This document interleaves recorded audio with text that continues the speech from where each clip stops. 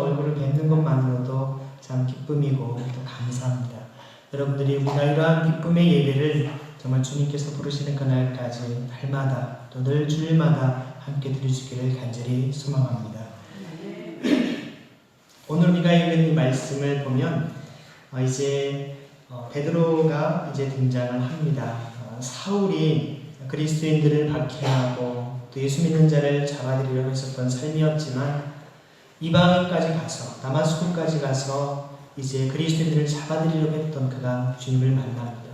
그리고 주님을 만난 그가 이제는 그 주님을 위해서 자신이 박해와 핍박을 받는 삶으로 변화되는 것을 보게 되죠.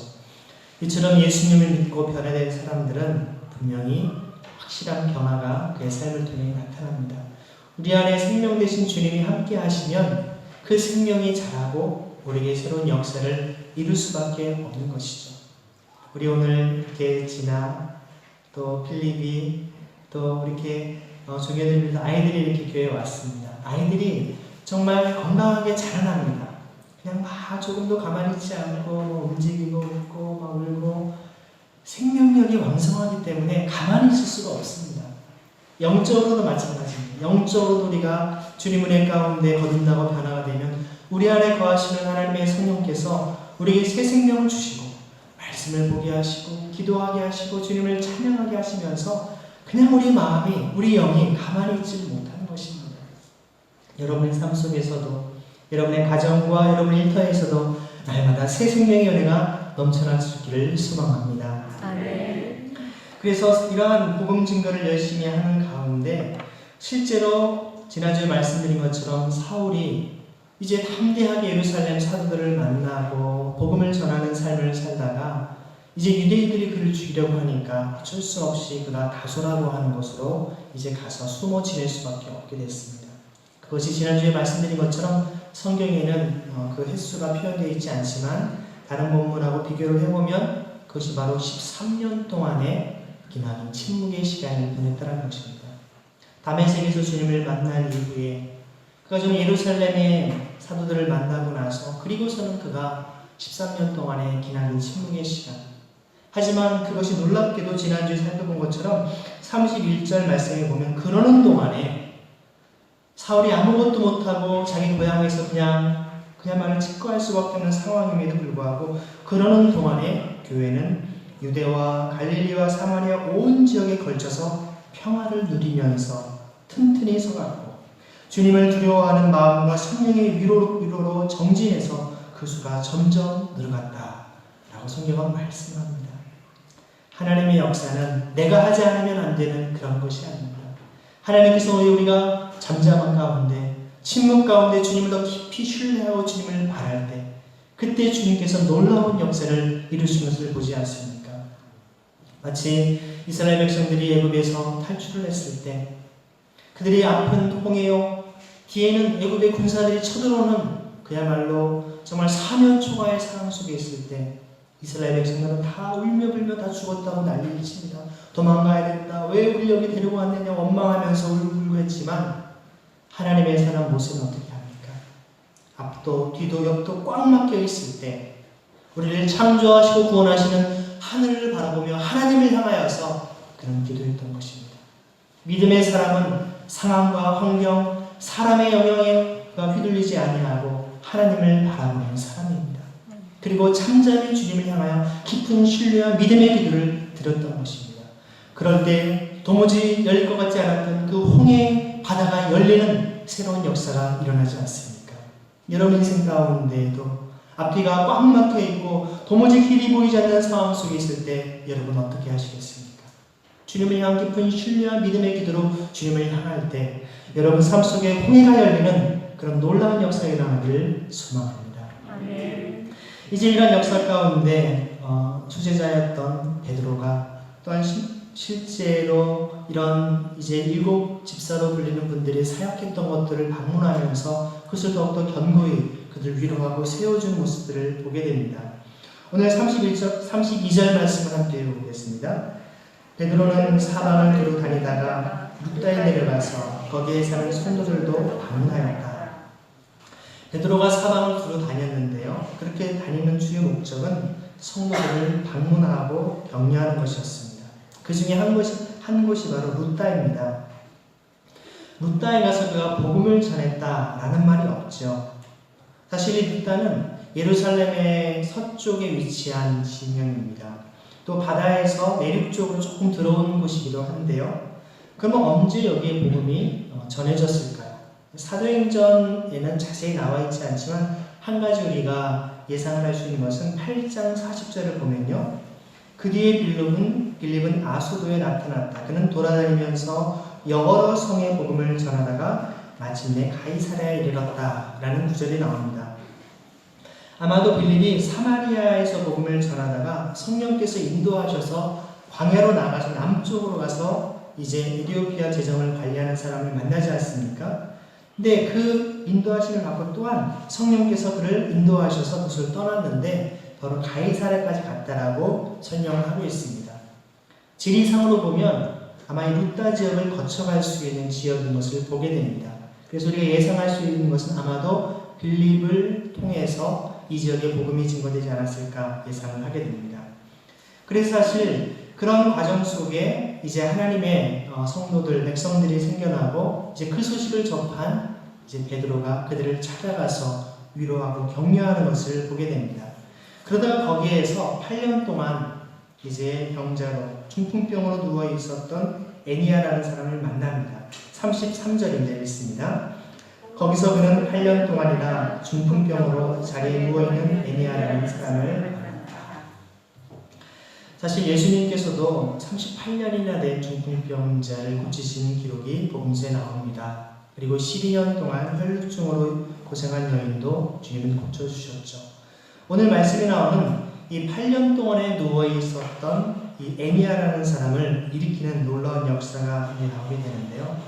사실 여러분 8년이라는 세월 짧지는 않습니다. 지금이 2020년이니까요.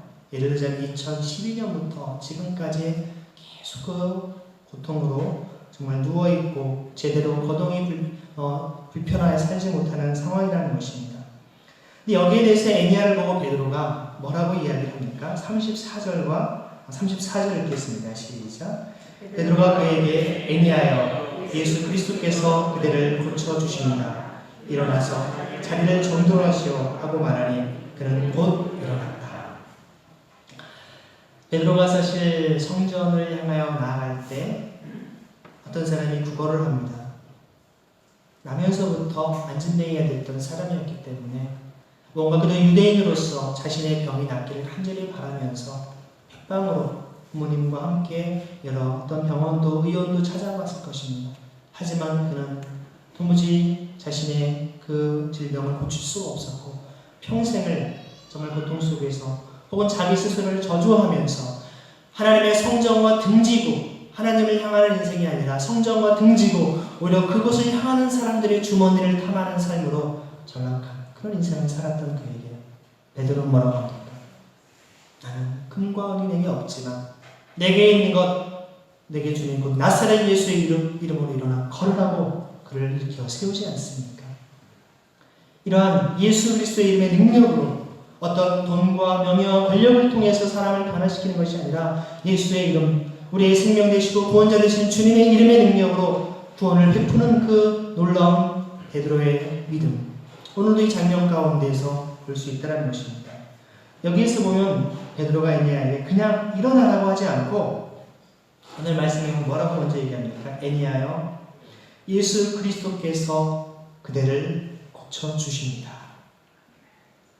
이것은 제가 고쳐주는 것이 아닙니다. 제 능력으로 무언가 생각하는 것이 아닙니다. 당신을 고쳐주시는 분은 예수 그리스도이십니다. 그분을 믿고 신뢰하면 어떠한 질병과 고통과 문제가 있다할지라도 주님은 천지를 창조하신 분이시고 우리를 구원하신 분이시기 때문에 당신을 능히 고쳐주실 수가 있으십니다. 그것을 믿으십니까? 라는 그로 하여금 믿음을 촉구하는 격려이자 또는 이것이 내가 하는 것이 아니라 주님이 하신다라고 하는 그 권위의 출처를 분명하게 밝히고 있다는 것입니다. 그러면서 그는 일어나서 자리를 정돈하라고 이야기를 합니다. 그러자 8년 동안 누워있던 애니가 즉시로 일어납니다. 놀라운 하나님의 기적이 일어난 것이죠. 그래서 그 룻다 도시하고 샤론 평화 지역의 모든 사람들이 주님께 돌아옵니다. 한번 우리가 35절 읽어보겠습니다. 시작. 룻다와 샤론에 사는 모든 사람이 그를 보고 주님께로 돌아왔다. 누가 봐도 8년 동안 잠깐 아팠던 사람이면 모를 수 있지만 그 동네 사람이 그 사람 참 딱해, 너무 안 됐어, 갑자기 저렇게 중풍병 때문에 걷지도 거동도 못하고, 이 소문이 다 났는데 하루아침에 그가 깨끗이 나아서 그가 거동을 하고 주님을 전하는 삶을 사니 그로 하여금 더 많은 이들이 주님께로 돌아오지 않습니까? 여기 보면 한 가지 또한 새로운 사실은, 실제로 누가복음 5장 24절 말씀을 보면 예수님께서 이렇게 말씀하신, 예수님께서도 중풍병자를 고치시는데 친구들이 그를 데리고 지붕을 뚫고 내려왔던 그 사건입니다. 내가 너에게 말한다, 일어나서 내 침상을 치워 들고 내 집으로 가거라. 주님은 말씀하셨습니다. 주님께서는 일어나서 내 짐상을 치워 들고 내 집으로 가라고 말씀하셨는데 베드로는 조금 다르게 얘기했습니다. 뭐라고 했습니까? 일어나서 자리를 정돈하시오. 어떻게 보면 이런 표현을 누구한테 보통 합니까? 집안에서 늦잠을 자고 있는 아이들에게 부모가, 야 빨리 일어나 빨리 치우고 손님 오시니까 빨리 정돈해, 이런 상황이 할 법한 표현입니다. 그래서 이것을 볼 때 성경은 이 놀라운 기적의 사건의 초점을 베드로 자신이 아니라 예수님께로 맞추기 위한 그 의도를 분명히 드러내는 것을 다시금 보게 됩니다. 실제로 베드로는 이 기적을 자신이 일으킨 것이 아니라고 그는 분명히 얘기합니다. 내가 명한다, 일어나라 라고 말하지 않습니다. 예수 그리스도께서 그들을 고쳐주십니다 라고 얘기하면서 일어나 자리를 정돈하십시오 라고 얘기를 하죠. 예수님께서 낫게 하신다는 것을 분명하게 합니다. 우리의 신앙은 끊임없이 우리가 받아야 될 찬사와 영광을 주님께로 올려드리는 삶을 살아야 됩니다. 내 모든 삶의 능력과 지혜와 건강도 다 주님으로부터 비롯한 것임을 고백하는 인생인 것이죠. 내가 잘나서, 내가 뛰어나서, 내가 운동을 열심히 해서, 내가 밥을 잘 먹어서 건강한 것이 아니라 주님께서 모든 것을 나에게 주셨고 은혜로 베푸셨기 때문에 주님께 감사할 뿐입니다. 고백하지 않겠습니까? 여기에서 특이한 것은요, 베드로의 그 말의 표현입니다. 일어나 걸어라 라고 하면 되는데 내 자리를 정돈하라고 얘기합니다. 이것을 헬라어 원문을 자세히 살펴보면요, 이런 의미입니다. 너 자신이 펼쳐라, 내 자신이 베풀어라, 이런 뜻입니다. 단순히 자리를 정돈하라는 의미만이 아니라 그것을 펼치고 오히려 어떤 베풀라라는 의미가 담겨있는 원문입니다. 애니아라는 사람은 이 중풍이 걸린 이후에 스스로 자기의 자리를 펼 수가 없는 사람이 된 것입니다. 거동도 할 수 없었던 그는 지금까지 다른 사람들의 도움을 통해서만 살아왔던 것입니다. 그가 깔고 놓은 이 자리도 자기 자신이 아닌 다른 사람이 펴준 자리입니다. 그런데 주님께서 베드로를 통해 이제부터는 그에게 일어나서 그대의 자리를 정돈하시오 라고 말한 것은 스스로 자리를 펴고 정리하라 라는 그런 의미를 줄 뿐만 아니라 이제는 자신만이 아닌 다른 사람들을 위한 자리를 펴고 베푸는 삶을 살라고 말씀한 것입니다. 지금까지 다른 사람의 도움으로 그들이 펴준 자리에 살아왔다면 이제부터는 자신의 자리뿐만이 아니라 다른 사람을 위해서도 베풀어라 라는 뜻이 담겨있는 것입니다. 그들의 자리를 펴주는 자리의 사람으로 살아가는 것이죠. 이것이 바로 빚진 자의 삶입니다. 복음의 빚진 자의 삶으로서 우리가 받은 은혜와 사랑을 다른 사람에 갚는 삶을 말씀하고 있는 것이죠. 다시 말해서 일방적으로 지금까지는 받기만 했던 삶에서 벗어나서 이제는 나는 섬기고 남을 베푸는 삶으로 나아갈 것을 촉구하고 있는 것입니다. 이처럼 여러분, 예수님을 믿는 사람들은 이처럼 변화된 삶을 살게 됩니다. 이전에는 받기만 하고 자기 유익만을 구하고 나 하나 잘 먹고 잘 사는 데 초점을 맞추었던 삶이었지만 이제 예수님을 만난 후부터는 나 자신만을, 내 가족만을 바라보는 것이 아니라 주위 사람들을 돌아보게 됩니다. 이웃의 아픔과 어려움을 가슴 아파하기 시작합니다. 내 시간을, 내 정성을, 내 물질과 모든 것들을 드리는 것이 결코 아깝지 않은 삶이 되는 것이죠. 이것이 바로 여러분 온전한 그리스도인의 삶의 모습이 아니겠습니까? 이제는 우리가 주님의 제자로 살아가야 될 것을 말씀하고 있는 것입니다. 단순히 병이 났다라고 감사하다 그 수준이 아니라 이제는 그 사랑을 주님께 이제 다시금 사랑의 빛을 갚는, 복음의 빛을 갚는 삶을 살라라고 말씀한 것입니다. 그래서 35절의 말씀처럼 그를 통해 많은 사람들이 주님께로 돌아온 역사가 일어나지 않습니까? 여러분, 사실 어떤 사람들은 주님을 따르는 제자도 없이도 회심이 가능하다고 말을 하기도 합니다. 하지만 여러분, 분명한 것은 회심의 증거가 바로 제자도입니다. 누구든지 나를 따르려거든 자기를 부인하고 자기 십자가를 지고 날마다 나를 쫓아올 것을 말씀하고 있지 않습니까?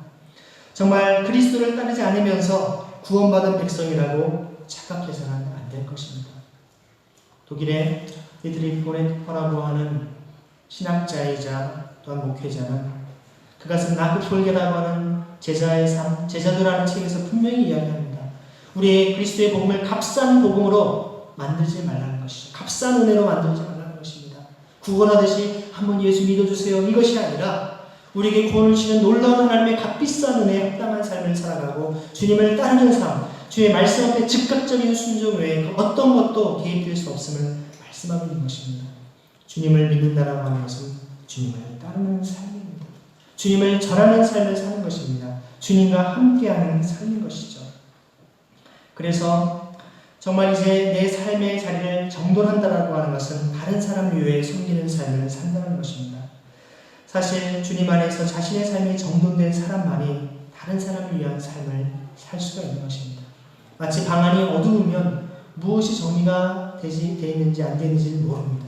하지만 환한 빛이 들어오면 그 속의 어두움을 이제 다 드러내고 깨끗하게 정리된, 정돈된 삶을 살아가지 않겠습니까? 그리고 나서 다른 사람을 도울 수 있는, 우리 삶의 참된 온전한 깨끗함으로 다른 사람의 거룩함을 흘러보내는 통로가 된다는 것입니다. 마치 여러분, 여기에 물이 담겨 있는데 이 물에 오물이 담겨 있다면 제가 이 물을 먹겠습니까? 근데 아무리 깨끗한 물을 붓는다 할지라도 이 컵에 계속해서 더러운 것이 묻어있다면 누구도 이 물을 마시지 않을 것입니다. 마찬가지로 주님의 생명의 생수로 우리 끊임없이 부어진다 하더라도 우리가 주님의 그릇된 우리가 더럽고 냄새나고 추악한 삶을 살아간다면 우리의 삶을 바라보는 다른 사람은 결코 주님의 생수를 마시지 않을 것이고 그것을 받아들이지 않을 것입니다. 하지만 우리가 주님의 십자가 보혈의 능력으로 거룩함과 정결함과 깨끗함의 삶을 살아갈 때 여러분의 말과 여러분의 행동을 통하여서 주님의 생명수는 흘러넘치는 줄로 믿습니다. 옆에 분에게 당신은 하나님의 거룩한 그릇입니다. 인사하시겠습니다. 그래서 엘리야는 곧바로 일어나서 모든 사람의 증인된 삶을 살게 됩니다. 모든 사람이 그를 보고 주님께로 돌아오지 않습니까? 지금은 진리 안에서 정돈된 베드로의 삶이지만 이전에 형편없고 어지러운 삶이었는데 주님을 만나고 베드로가 변화된 것처럼 이제 부활하신 주님을 만나고 성령을 받아 이제 변화가 되었던 베드로였습니다. 그의 정리된 삶이 이제는 에니야의 삶까지도 정돈시켜주고 그를 변화시키는 통로가 되지 않습니까? 형편없이 주님을 대적하던 삶을 살았던 사울도 주님 안에서 이제 정돈이 가능해지니까 이제 주님의 놀라운 생명의 삶으로 그것을 증거하는 통로가 되지 않습니까? 이제 주님의 은총으로 삶이 정돈해진 에니야도 자기 자신을 스스로 펼 수 있게 된 이 에니야 역시 이제 자기만을 위해서가 아니라 다른 사람들을 위해서 그 동네의 모든 사람들에게 주의 복음을 전하는 복의 근원, 복의 통로가 되는 거룩한 삶을 살게 된 것입니다. 이처럼 진리의 생명의 말씀 안에서 이루어지는 삶의 정도는 다른 사람들의 삶까지도 정돈시켜주고 도와줄 수 있게 됨을 보게 됩니다. 이처럼 우리도 주님 안에서 삶이 정돈될 때 여러분 다른 사람들을 온전히 세워주며 복음으로 거듭나게 변화시키는 놀라운 능력의 삶을 살기를 원합니다. 그래야 해서 저와 여러분 또한 우리의 모든 가정과 여러분의 일터 곳곳에서 하나님의 거룩한 생명이 넘쳐날 수 있기를 간절히 소망합니다. 같이 시간 기도하시겠습니다. 시간 기도하실 때 주님, 우리 마음 가운데 베드로를 통해 만났던 에니야가 자신의 삶을 질병뿐만이 아니라 자기의 모든 어지러웠던 삶을 변화시키고 또한 그의 이웃들, 그가 사는 모든 성읍의 사람들이 주님께로 돌아왔던 것처럼 저희 삶을 통해 거룩한 통로가 되게 하시고 하나님의 영광을 나타내는 삶이 되게 하여 주옵소서. 같이 이 시간 합심하여 기도하시겠습니다.